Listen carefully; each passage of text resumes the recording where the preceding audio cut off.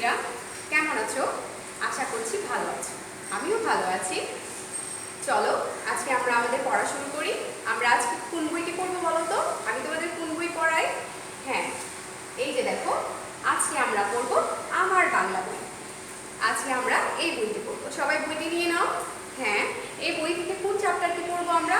তোমরা সূচিপত্র দেখে অবশ্যই সেই চ্যাপ্টারটি খুলে নাও। কোন চ্যাপ্টার পড়বো বলো তো? আজকে আমরা পড়বো একজন পটুয়ার কথা। একজন পটুয়ার কথা। চলো তাহলে আজকে আমরা এই গল্পটি পড়ে নিই।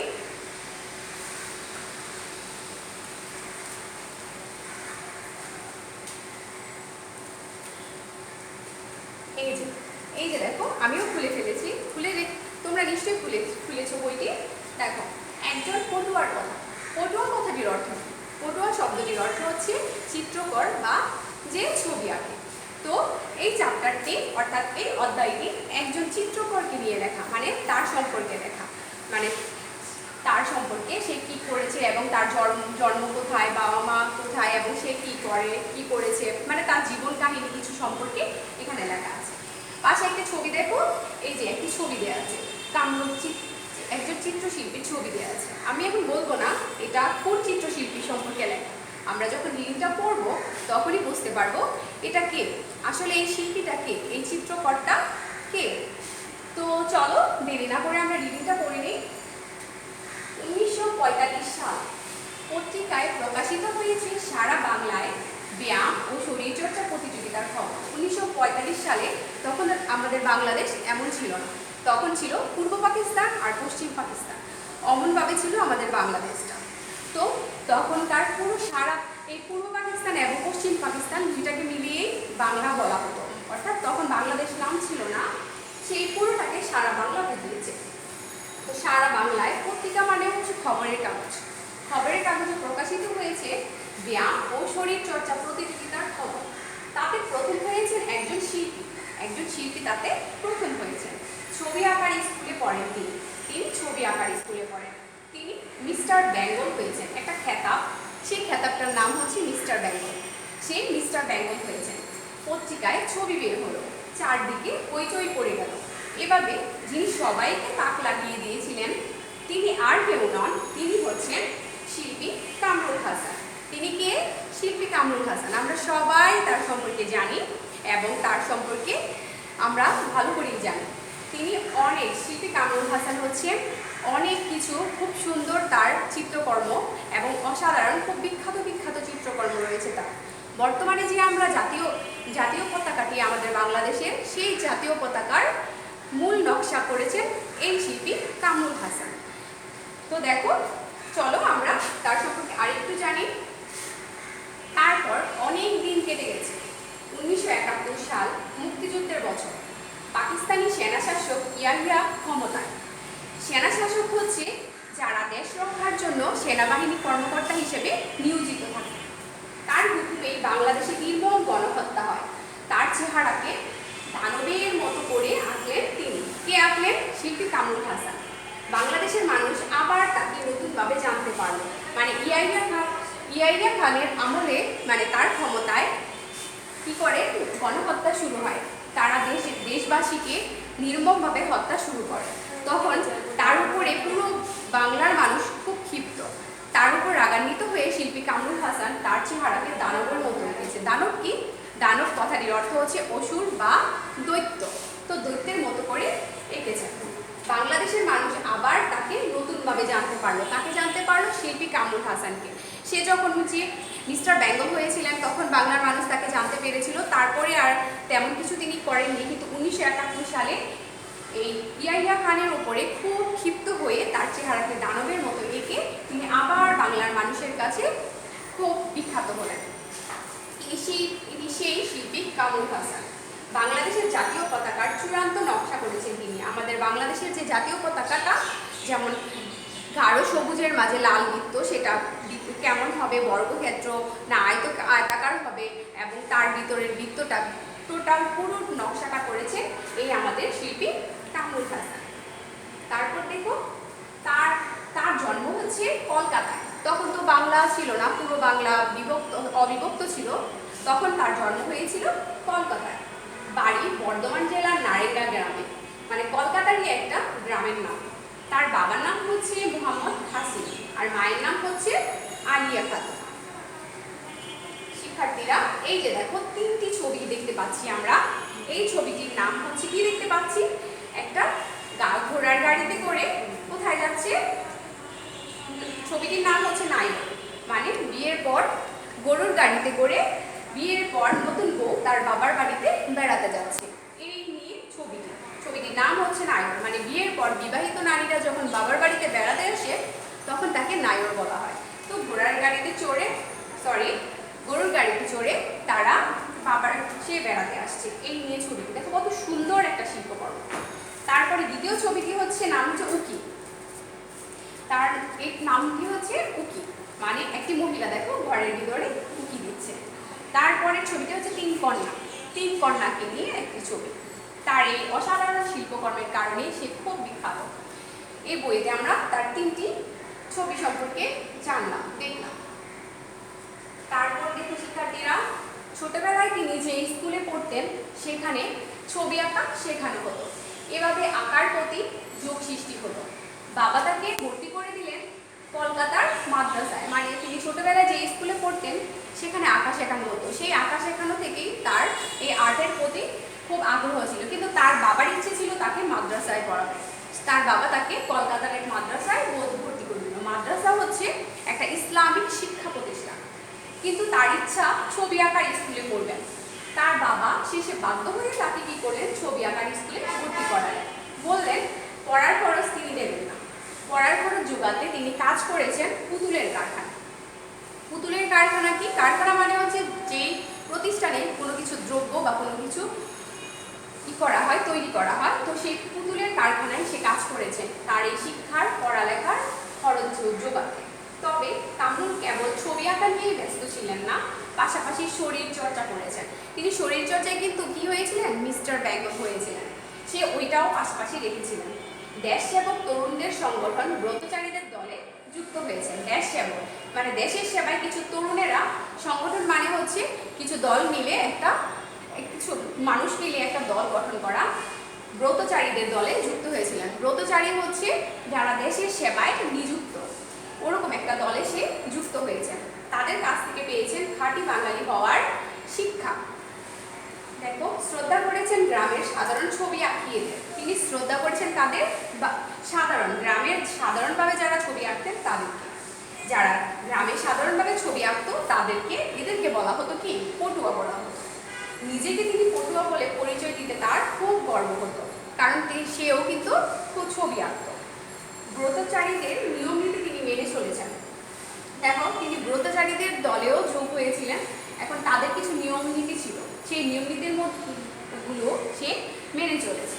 এর মধ্যে ছিল কি, খিচুড়ি বাসায় বলিব না, ভুলেও বুড়ি বাড়াইব না, মানে তারা উল্টাপাল্টা কোনো কথা বলবে না। তাদের একটা নিজস্ব নিয়ম নীতি ছিল, তারা নিজেরা শুধু দেশের সেবা করবে, অন্য কিছু করবে না, ওই নিয়ে কিছু নিয়ম নীতি বানিয়েছিল। দেখো কি সুন্দর করে লিখেছে, খিচুড়ি বাসায় বলিব না, ভুলেও বুড়ি বাড়াইব না, খিদে না থাকিলে খাইব না, বিপদ বাধায় ডরিব না, বিলাসিতা বা পুষিব না, রাগ পাইলেও রুষিব না, দুঃখেও হাসিতে ভুলিব না, দেমাগেতে মনে ফুলিব না, অসত্য চাল চালিব না, দেবে ভরসা রাখিব না, চেষ্টা না করে থাকিব না, বিপদ হলেও ভাগিব না, ভিক্ষা জীবিকা মাগিব না, কথা দিয়ে কথা ভাঙিব না।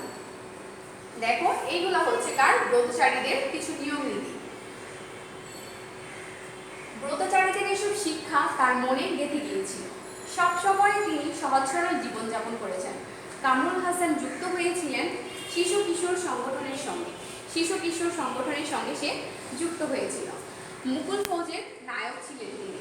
মুকুল ফৌজ কি, একটা শিশু কিশোর সংগঠনের নাম ছিল মুকুল ফৌজ। কিশোরদের তিনি ব্যায়াম শিখাতেন, সহজ সরল জীবনের কথা তাদের বলেছেন, শিখিয়েছেন সততা, শিখিয়েছেন আরো কি, দেশকে ভালোবাসতে, মানুষকে ভালোবাসতে, মানুষ ও দেশকে ভালোবাসতেন তিনি। সেজন্য 1971 সালে তিনি মুক্তিযুদ্ধে গিয়েছিলেন। দেশকে ভালোবেসে 1971 সালে আমাদের দেশে যে মুক্তিযুদ্ধ হয়েছিল সেই যুদ্ধে তিনি গিয়েছিলেন। তিন কন্যা, নায়র, উকিল ইত্যাদি তার হচ্ছে ছবির নাম। আমরাও তার মতো দেশকে ভালোবাসবো, ছবিকে ভালোবাসবো, মানুষকে ভালোবাসবো। তো শিক্ষার্থীরা, এই হচ্ছে রিডিংটা। আমরা শিল্পী কামরুল হাসান সম্পর্কে জানলাম। তারপর দেখো শিক্ষার্থীরা, অনুশীলনীতে কি আছে আমাদের। তোমরা কি করবে, এই রিডিংটা বাসায় আবার ভালো করে পড়বে। পুরো রিডিংটা শিল্পী কামরুল হাসান সম্পর্কে দেওয়া আছে, কারণ রিডিং হতেই যদি তুমি রিডিংটা ভালো করে পড়ো তাহলে তুমি সেখান থেকে আমাদের যেই প্রশ্নোত্তর আসবে প্রশ্নোত্তরগুলো খুঁজে বের করে দিতে পারবে। তারপর দেখো, আমরা অনুশীলনীতে কি আছে, শব্দগুলো পাঠ থেকে খুঁজে বের করি এবং অর্থ বলি। মানে পাঠ থেকে এই শব্দগুলো খুঁজে বের করে এখানে দেওয়া হয়েছে, কিন্তু এগুলোর অর্থ তো আর তুমি বইয়ে পাবে না। অর্থগুলো আমি পড়ার সময় বলে এসেছি, এখন আবার কি করব, পড়ে দিচ্ছি তোমাদের। ব্যায়াম অর্থ কি, শরীর চর্চার জন্য কিছু শারীরিক কসরত। হইচই অর্থ গোলমাল বা সারা। সেনা শাসক, দেশ সেবায় সেনাবাহিনীর কিছু কর্মকর্তা। নকশা অর্থ হচ্ছে ডিজাইন। মাদ্রাসা, ইসলামিক শিক্ষা প্রতিষ্ঠান। দানব অর্থ হচ্ছে দৈত্য বা অসুর। কারখানা, যে প্রতিষ্ঠানে কিছু তৈরি করা হয়, দ্রব্য সামগ্রী। ব্রতচারী, দেশ সেবায় নিয়োজিত কিছু লোক। তারপর সততা যারা সবসময় সৎভাবে চলে। পটুয়া, চিত্রকর বা যারা ছবি আঁকে। সংগঠন, কিছু লোক মিলে একটি দল গঠন করা। মুকুল ফৌজ, শিশু কিশোর সংগঠনের একটি নাম। কিশোর অর্থ হচ্ছে 11 থেকে 15 বছর বয়সের ছেলে। নায়র অর্থ বিয়ের পরে বিবাহিত নারীদের বাবার বাড়িতে গমন। নায়ক অর্থ হচ্ছে কি, নেতা। তো শিক্ষার্থীরা, এই শব্দার্থগুলো অবশ্যই ভালো করে মুখস্থ করে ফেলবে। আমাদের পাঠ্য বইয়ের পিছন দিকেও এর অর্থগুলো দেওয়া আছে, তোমরা সেখান থেকেও খুঁজে বের করে পড়ে নিতে পারবে। তারপরে 2 নঙে কি আছে দেখি। 2 নঙে আছে গড়ের ভিতরের শব্দগুলো খালি জায়গায় বসিয়ে বাক্য তৈরি করি। দেখো কতগুলো শব্দ দেওয়া আছে। নকশা, মুকুল ফৌজের, সেনা শাসক, দানব, সংগঠনে। এখন এইগুলা বসিয়ে এই শূন্যস্থানটা পূরণ করতে হবে। এক কর্ণে কি আছে, ইয়াহিয়া ড্যাশ ছিলেন। কি ছিলেন, ইয়াহিয়া কি ছিলেন, সে ছিলেন অবশ্যই সেনা শাসক হবে। তারপর খনকে হচ্ছে ছবিতে ফুল পাতার ড্যাশ আঁকা হয়েছে। কি আঁকা হয়েছে, অবশ্যই নকশা হবে। খারাপ কাজ করে মানুষও ড্যাশ হয়ে ওঠে। কি হয়ে ওঠে, কি হবে, দানব হবে। তারপর ঘনঙে আছে আমরা শিশু ড্যাশ কাজ করি। কি কাজ করি, আমরা শিশু কি কাজ করি, শিশু সংগঠনে কাজ করি। মিতু ড্যাশ সদস্য, কিসের সদস্য হবে, একটাই বাকি আছে, মুকুল ফৌজে। তো শিক্ষার্থীরা, এই শূন্যস্থান পূরণটা তোমরা আজকে অবশ্যই যার খাতায় সে লিখে ফেলবে, ঠিক আছে। তারপরে কি আছে 3 নঙে, 3 নঙে আছে যুক্তবর্ণ চিনে নিই। যুক্তবর্ণ দিয়ে তৈরি করা নতুন শব্দ পড়ি। যুক্তবর্ণ মানে বর্ণ তো আমরা চিনি, স্বরে স্বরে ক খ এগুলো সবই বর্ণ। স্বরবর্ণ, ব্যঞ্জন বর্ণ আছে। স্বরবর্ণ হচ্ছে স্বরে স্বরে, আর ব্যঞ্জন বর্ণ হচ্ছে ক খ, এগুলো সবাই আমরা জানি। তো এই বর্ণ যখন 2টা বর্ণ একসাথে যুক্ত হয় সেটাকেই বলা হয় কি, যুক্ত বর্ণ। এই 2টা বর্ণ যুক্ত হয়ে যুক্ত বর্ণ হয়। এটাকে আবার ভেঙে ভেঙে লেখাটাই হচ্ছে এই যুক্ত বর্ণগুলো ভেঙে লেখার নিয়ম। দেখো এখানে 2টা শব্দ দেওয়া আছে, বেঙ্গল আর ব্যস্ত।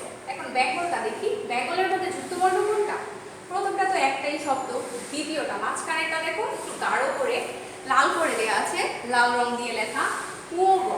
উয়োগ 2টা শব্দ একসাথে, 2টা বর্ণ একসাথে যুক্ত হয়ে আছে, তাহলে এটাই হবে যুক্ত বর্ণ। আর পরেরটা তো বর্ণই, তাহলে যুক্ত বর্ণ পেলাম কোনটা আমরা, উয়োগ। দেখো এই যে বক্সে উয়োগ আছে, এটাই হচ্ছে আমাদের যুক্ত বর্ণ। এটাকে ভেঙে যদি লিখি তাহলে কি হবে, উও যোগ গ। আমরা যখন লিখবো তখন মাঝখানে যোগ চিহ্নটা দিয়ে লিখবো, উও যোগ জ, কি হবে, উয়োগ। এখন এই উয়োগ থেকে যদি আবার 2টা শব্দ করি তাহলে কি হবে, এখানে দেয়া আছে অঙ্গ বঙ্গ। এছাড়াও তোমরা আরো যত শব্দ পাও দিয়ে দিতে পারো, কোনো শব্দ নেই, কোনো সমস্যা নেই, কারণ এই যুক্ত বর্ণটা মাঝখানে থাকলেই চলবে, মানে শব্দটির মাঝে থাকলেই চলবে। দ্বিতীয়টা হচ্ছে ব্যস্ত, শয়ত। দেখো শয়তটা হচ্ছে যুক্ত বর্ণ, এটাকে যদি আলাদা করে কি হবে, দন্ত স যুক্ত শয়ত হচ্ছে এ ব্যস্ত, এই দুইটা মিলে শয়ত, শয়ত হচ্ছে যুক্ত বর্ণ। এখন এই শয়ত দিয়ে যদি বাক্য করি, শব্দ করি দুইটাতে কি হবে, সমস্ত তিস্তা। বুঝতে পেরেছো সবাই? তোমরা আজকে এই দুইটা যুক্ত বর্ণ লিখবে এবং ভেঙে লিখবে, আবার দুইটি করে শব্দ লিখবে, সুন্দর করে ভালো করে শিখে ফেলবে। 3 নঙে আছে কি, 4 নঙে আছে কি, ঠিক উত্তরটি বাছাই করে বলিও লিখ। এখানে এটা হচ্ছে সঠিক উত্তর। দেখো ক নঙে আছে কামরুল হাসান মিস্টার ব্যাঙ্গল হয়েছিলেন কোন প্রতিযোগিতায়। তোমরা যদি আমার সাথে রিডিংটা খেয়াল করে থাকো তাহলে অবশ্যই উত্তর দিতে পারবে। কোন প্রতিযোগিতায়? অবশ্যই ব্যায়াম ও শরীর চর্চা প্রতিযোগিতায়, কারণ আমরা পড়ে এসেছি, বলতেই পারবো। ক নং হচ্ছে কামরুল হাসান কার চেহারাকে দানবের মতো করে এঁকেছিলেন। দেখো 4টা নাম দেওয়া আছে, কার চেহারা? অবশ্যই ইয়া হিয়া। তারপরে ঘ নঙে কি আছে, কোনটি কামরুল হাসানের চিত্র? 4টি চিত্রের নাম দেওয়া আছে, মানে ছবির নাম দেওয়া আছে, কোনটা কামরুল হাসানের? অবশ্যই কি হবে, নায়র। তো শিক্ষার্থীরা এই সঠিক উত্তরগুলো পড়ে ফেলবে। এই যদিও এইগুলো আমাদের মানে পরীক্ষার জন্য থাকবে না, কিন্তু এইগুলো তোমরা অবশ্যই বাসায় প্র্যাকটিস করবে, মানে করে ফেলবে নিজে নিজে। যত পড়াশোনা করবে তত ভালো, যত শিখবে তত ভালো। তারপর দেখো 5 নঙে আছে ডান দিক থেকে ঠিক শব্দটি বেছে নিয়ে খালি জায়গায় বসায়। ডান দিকে কি দেওয়া আছে, 4টা শব্দ দেওয়া আছে, 4টি শব্দ বসিয়ে পূরণ করবে শূন্যস্থানটি। 4 দিকে ড্যাশ পড়ে গেল, কি পড়ে গেল? হইচই। বাংলাদেশের জাতীয় পতাকার চূড়ান্ত ড্যাশ করেছেন তিনি। কি করেছেন? চূড়ান্ত নকশা করেছেন তিনি। নিজেকে ড্যাশ বলে পরিচয় দিতে তার গর্ব হতো। কি বলে পরিচয় দিতে তার গর্ব হতো বলতো? পটুয়া। তিনি ড্যাশ জীবনযাপন করতেন। কি জীবনযাপন করতেন? সহজ সরল। তোমরা পেরেছি না? এগুলো অনেক ইজি, তোমরা এমনিতেই পারবে, কারণ রিডিংটা যদি বুঝতে পারো অবশ্যই এগুলা নিজে নিজে পড়ে ফেলতে পারবে। তারপর দেখো এটা কি আছে 6 নঙে, মুখে মুখে উত্তর বলি ও লিখি। আমরা তো এখন বলবো, কিন্তু তোমরা, আমি বলবো বুঝিয়ে দিব, কিন্তু তোমরা এগুলো অবশ্যই লিখে ফেলবে। দেখো কামরুল হাসানের ক নঙে আছে কামরুল হাসানের জন্ম কোথায়।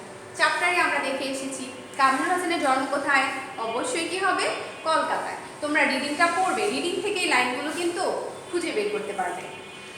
তারপর কামরুল হাসানের গ্রামের নাম কি? কামরুল হাসানের গ্রামের নাম কি? বর্ধমান জেলার নারেঙ্গা গ্রাম।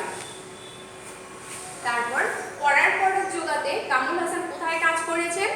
পুতুলের কারখানায়। তারপর কোন সংগঠনে যুক্ত হয়ে কামরুল হাসান দেশ সেবায় দীক্ষা নিয়েছেন? কোন সংগঠনে যুক্ত হয়ে? কি হবে? মুকুল ফৌজ। দেখো বাংলাদেশের জাতীয় পতাকার চূড়ান্ত নকশা এঁকেছেন কে? কে নকশা এঁকেছেন? চূড়ান্ত নকশা এঁকেছেন শিল্পী কামরুল হাসান। কামরুল হাসান নিজেকে পটুয়া পরিচয় দিতে গর্ববোধ করতেন কেন? কারণ তিনি গ্রামে যারা সাধারণ ছবি আঁকতেন তাদেরকে খুব শ্রদ্ধা করতেন, নিজেও ছবি আঁকতেন, তাই বলে তিনি নিজেকে পটুয়া বলে পরিচয় দিতে খুব গর্ববোধ করতেন। ব্রতচারীদের 3টি নিয়ম নীতি লিখে, আমরা ওই যে একটা কবিতার মতো পড়ে আসলাম তার নিয়ম নীতিগুলো, সেইগুলো থেকেই তুমি এই 3টি নিয়ম নীতি লিখতে পারবে। চলো একটু দেখিয়ে দেই তোমাদের।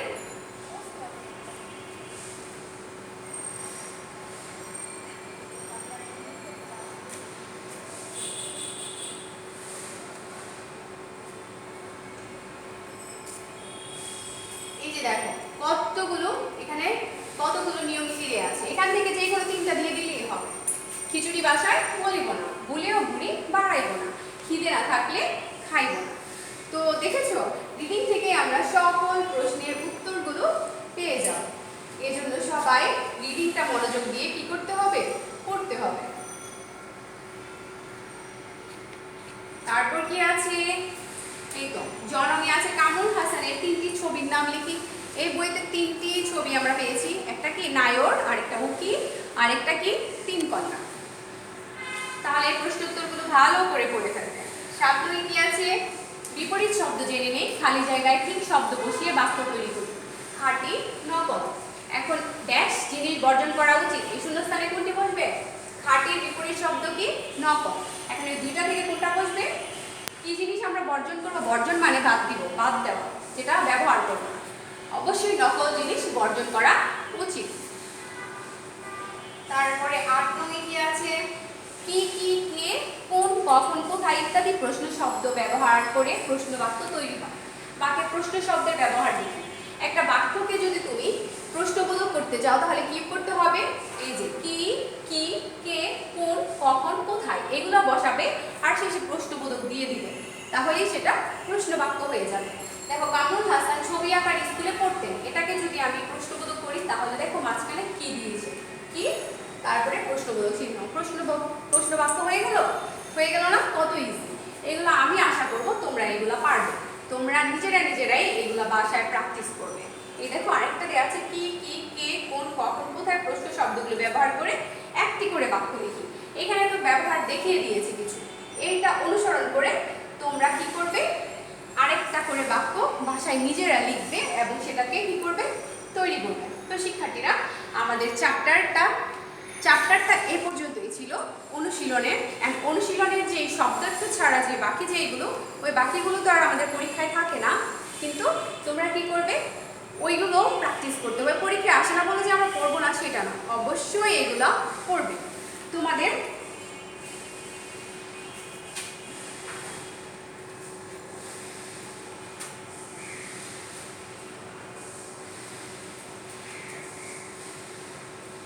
শিক্ষার্থীরা দেখো আমাদের বাড়ির কাজ থাকবে কি, আমাদের বাড়ির কাজ থাকবে অনুশীলনের পাঠ সম্পূর্ণ, মানে সম্পূর্ণটা তোমরা এই অনুশীলনে যেগুলো দেওয়া আছে এইগুলো তোমরা বাসার কাছে মানে বাসায় করবে, নিজে খাতায় লিখবে এবং সেটা এখন তো আর আমাকে দেখাতে পারবে না, তোমার বাবা মাকে দেখাবে, যে কোনো একজনকে দেখিয়ে নেবে। ঠিক আছে, এইগুলো হচ্ছে আমাদের পড়া। আর এছাড়া আমাদের যে চ্যাপ্টারের শব্দার্থ, এই চ্যাপ্টারের শব্দার্থগুলো, প্রশ্ন উত্তর এবং যে যা আছে আমাদের বিদ্যালয় ওয়েবসাইটে দেওয়া থাকবে। আমি এখন আবার একটু পড়িয়ে দিচ্ছি তোমাদের। দেখো শিক্ষার্থীরা আমাদের যে শীট দেওয়া থাকবে ওইখানে তোমাদের কিছু শব্দার্থ, একটা শব্দার্থ দেওয়া থাকবে, কিছু অতিরিক্ত শব্দার্থ। চ্যাপ্টারে যেগুলো তো পেয়েছি সেগুলো পেয়েছি, অতিরিক্তগুলো হচ্ছে স্কুল শব্দের অর্থ কি, বিদ্যালয়, হইচই অর্থ গোলমাল, চূড়ান্ত সর্বশেষ, নকশা ডিজাইন, পটুয়া শব্দের অর্থ কি, যে ছবি আঁকে, ব্রতচারী দেশ সেবায় যারা ব্রত পালন করে, সংগঠন কিছু লোক মিলে গড়ে তোলা দল। এই কটা শব্দার্থ একটু অতিরিক্ত, এগুলো সাথে পড়ে ফেলবে। আর চ্যাপ্টারে যে প্রশ্ন উত্তর আছে ওই ছাড়া এই প্রশ্ন উত্তরগুলো, এইগুলোতে চ্যাপ্টারগুলো তো অনুশীলনের, ওইগুলো তোমরা কি করবে, বাসায় কাজ করবে। কিন্তু আমাদের যে পরীক্ষার জন্য যেইগুলো, যে প্রশ্ন উত্তর, যে শব্দার্থ, ওইগুলো আমাদের ওয়েবসাইটে দেওয়া, সো সেইগুলো আমি পড়িয়ে দিচ্ছি প্রশ্ন উত্তরগুলো। করণে কি আছে, বাংলাদেশের জাতীয় পতাকার নকশা করেন কে, আমাদের জাতীয় পতাকার নকশা করেন কে, শিল্পী কামরুল হাসান। তিনি কি হিসেবে পরিচিত ছিলেন, তিনি মিস্টার বেঙ্গল হিসেবে পরিচিত ছিলেন। তোমরা যদি রিডিংটা ভালো করে পড়ো, আমি বারবার বলছি রিডিংটা ভালো করে পড়ো, অবশ্যই সব প্রশ্নের উত্তর এখান থেকে পেয়ে যাবে। খননে হচ্ছে শিল্পী কামরুল হাসানের ছবি পত্রিকায় বের হলে চারদিকে হইচই পড়ে যায় কেন। 1945 সালে সারা বাংলায় ব্যায়াম ও শরীরচর্চা প্রতিযোগিতায় প্রথম হয় শিল্পী কামরুল হাসান। তিনি এই প্রতিযোগিতায় প্রথম হয়ে মিস্টার বেঙ্গল উপাধি পান। তার এই প্রতিভার কথা সবাইকে তাক লাগিয়ে দেয়, এই কারণে পত্রিকায় ছবি বের হলে চারদিকে হইচই পড়ে যায়। তারপর বনঙে হচ্ছে কোন সংগঠনে মুক্ত হয়ে কামরুল হাসান দেশ সেবায় দীক্ষা নিয়েছেন, দেশ সেবক তরুণদের সংগঠন ব্রতচারীদের দলে যুক্ত হয়ে কামরুল হাসান দেশ সেবায় কি করেছেন, দীক্ষা নিয়েছেন। তো শিক্ষার্থীরা এইগুলো আমাদের কি থাকবে, আরও দুইটি প্রশ্ন উত্তর আছে। কামরুল হাসান নিজেকে পটুয়া পরিচয় দিতে গর্ববোধ করতেন কেন, গ্রামের সাধারণ ছবি আঁকিয়েদের তিনি খুব সম্মান করতেন, নিজেও ছবি আঁকতেন, তাই তিনি তাদেরকেও সেজন্য সে পটুয়া বলে নিজেকে পরিচয় দিতে গর্ববোধ করতেন। আর উনং হচ্ছে কামরুল হাসানের তিনটি ছবির নাম। কামরুল হাসানের তিনটি ছবির নাম কি, আমরা পেয়ে আসছি তিন কন্যা, নায়র ও উখি। এগুলো আমাদের বিদ্যালয়ের ওয়েবসাইটে দেওয়া থাকবে। যে পড়াগুলো কিছুদিন পরে তো আমাদের শ্রেণী পরীক্ষা, তোমাদের কিছু এই কয়েকদিন যে আমরা পড়ালাম তার উপরে ভিত্তি করে আমরা একটা শ্রেণী পরীক্ষা নিব এবং এই পরীক্ষার সিলেবাস ইতিমধ্যে তোমরা হাতে পেয়ে গেছো এবং এই পড়া রিলেটেড যে প্রশ্ন উত্তরগুলো, যে পড়াগুলো থেকে এই পরীক্ষাটা দেওয়া হবে সব আমাদের বিদ্যালয় ওয়েবসাইটে দেওয়া আছে। যে কটা চ্যাপ্টার আমি পড়িয়েছি সবগুলো চ্যাপ্টার থেকেই নেওয়া হবে।